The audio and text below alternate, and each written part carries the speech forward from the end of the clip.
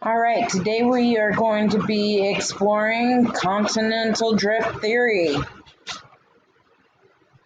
Our standard statements, we are addressing standards 6 through 8, LST 7.3. We're going to draw evidence from informational text to support analysis, reflection, and research.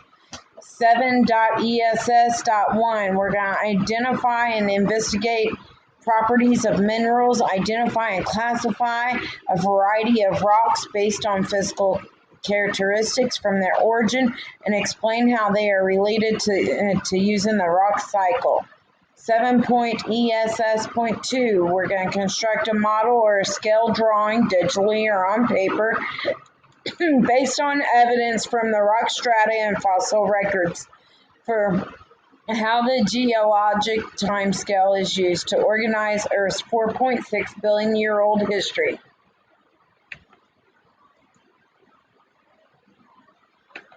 We have 7.ESS.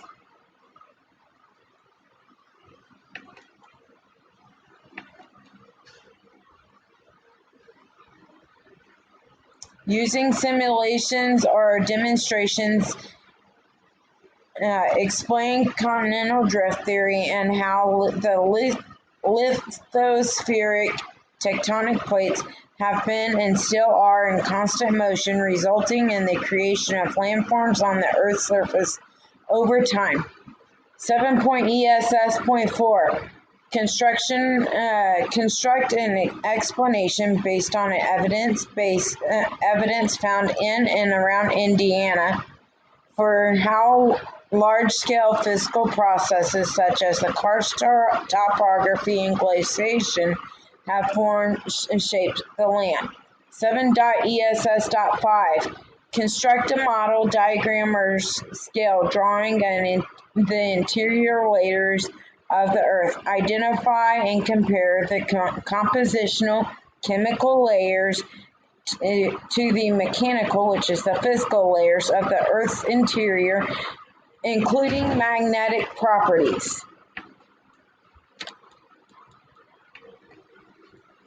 Our I can statement. I can describe the historical developments that support the plate tectonic theory, how rocks are formed, and how the surrounding environment shape Earth as we know it. So I can know how the Earth's crust moves and forms landforms. I will know I will have it when I can explain the continental drift theory, tectonic plate theory, and how rocks and fossils are formed in my own words. All right, for Wednesday and Thursday, we're going to be reading a series of slides from 4 to 9, okay? And for those that don't quite understand what I'm saying and can't quite read English, I've put a copy of everything in Spanish in the speaker notes. Our essential questions, you will be answering these as we go through. Who is Alfred Wegener? What is the historical evidence that supports the theory of the continental drift? What causes the movement of the continents? Right here, we're going to play the Wegener song.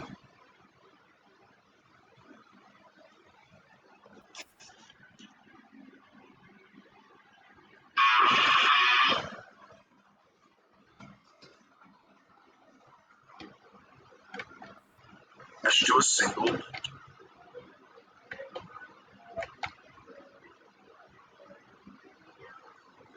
Sorry about that. In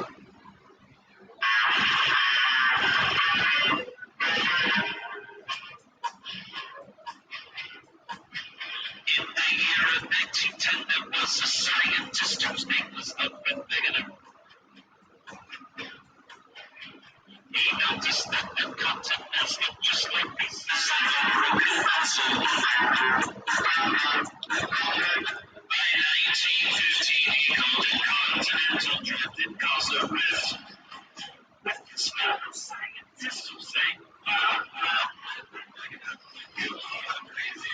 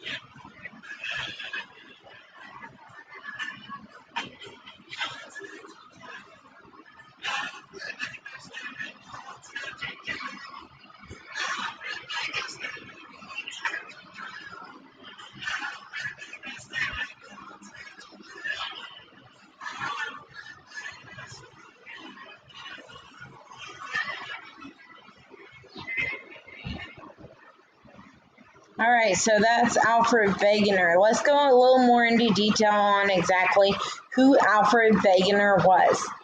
Alfred Wegener proposed the continental drift theory. The idea was that the Earth's continents moved apart from a single large continent called Pangaea. Despite a large body of compelling fossil and rock evidence, his theory was rejected by most scientists. He could not explain how the continents moved. It was only in the 1960s that the continental drift theory finally became accepted and became part of the theory of plate tectonics. So right here we're going to watch another video. Just love them. You're right.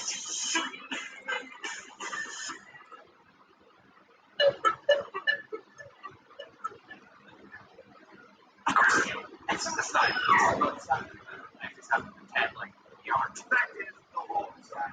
It's built people. Government rights. Everybody then changed the way or an easy that's just good at it. It's just a lot of different things. You got a degree in astronomy.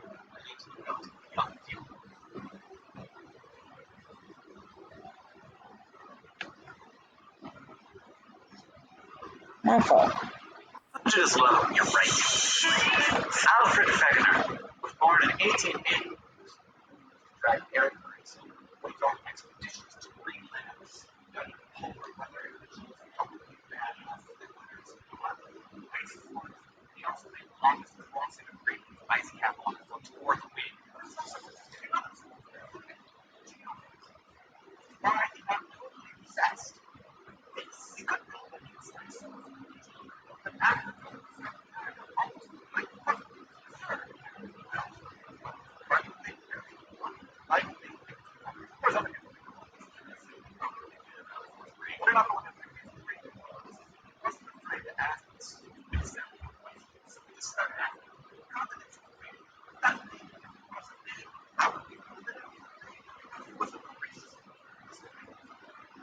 answers to these questions in all kinds of places. Yes, he found out that on both sides the geology of the Appalachians was all right. The Scottish Highlands. He learned that South Africa were the same as the parts of the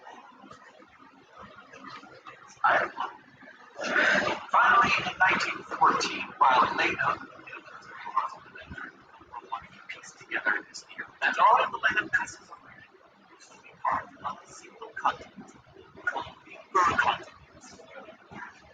All continents over time, masses together patterns of life. The next year, he published his research and the scientific community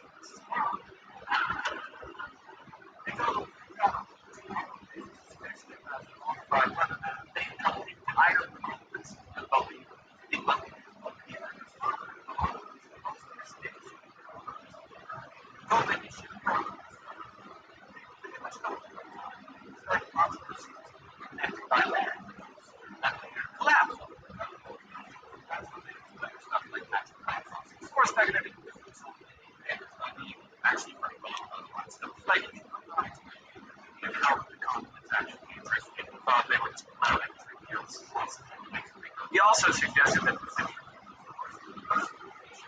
causing the conflicts to kind of crazy. Yes. Yes, it's been done.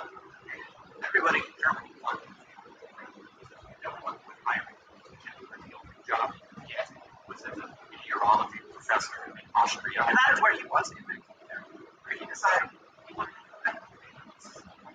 And during the weeks of research, there was one out of the thing. And it is still there today. There.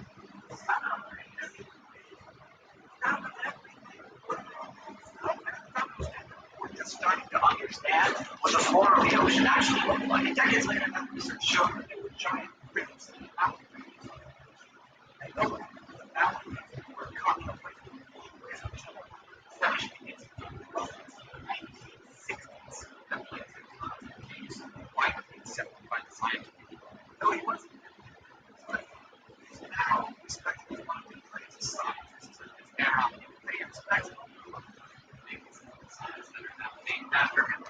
The outer vector is the polar research or the vector limits of Greenland, where die or craters are located.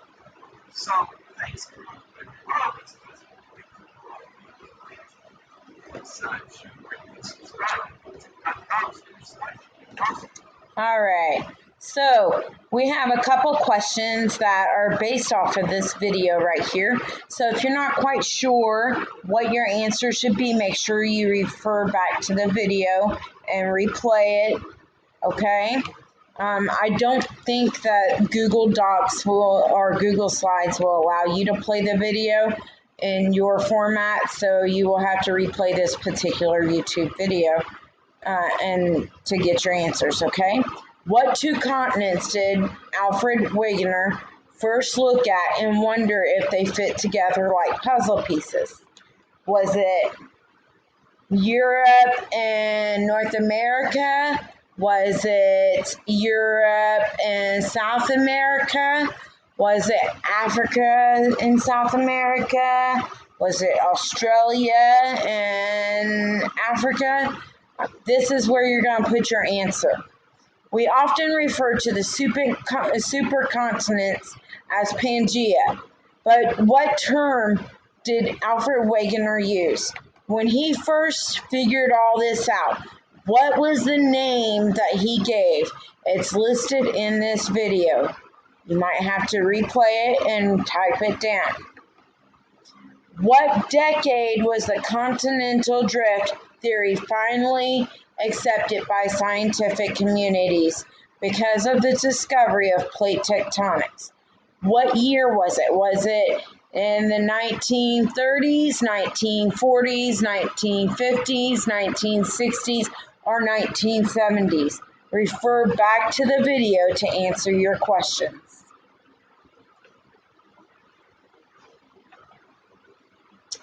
We're going to check for understanding. We're going to take and we're going to identify Alfred Wegener and his contributions to the theory of the continental drift. Okay, so what did he contribute? Okay, he was a curious man. What questions did he start asking, and what conclusions did he come up with? Explain the historical evidence that supports the continental drift. If you refer back to slide 8 video, you will see that they talk about certain landmarks and certain plants matching. Take and go into detail and tell me what those were. Describe the process that moves the continents. Okay, so we have plate tectonics, and we went in and we explained that plate tectonics do what? Do they push together? Do they pull apart? Do they slam into each other? Or do they just stay still? Or do they do everything? Put it in here and describe to me how the plates get moved around. Okay, and that is it for Wednesday, Thursday, 9/16 to 9/17.